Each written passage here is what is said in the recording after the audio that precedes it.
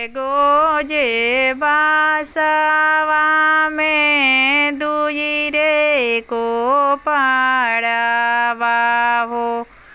एगो कोइनी एगो बाँस आमा के कोखिया में दुई रे लड़िकावा हो।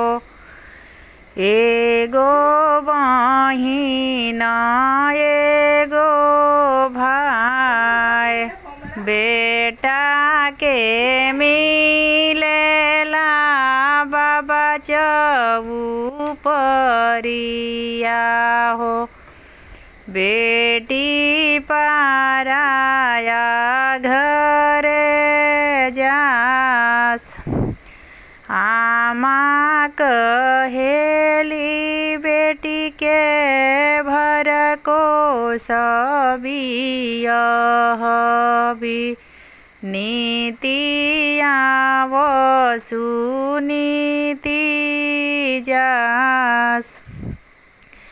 पापा कहिले बेटी के छव को सबियहबी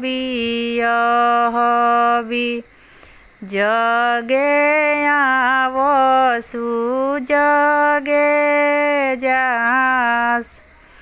भैया कहिले दीदी के काशी में बियहबी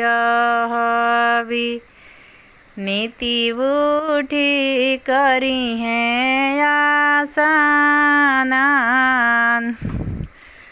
भाभी कहेली ननद के मोरंग बियहबी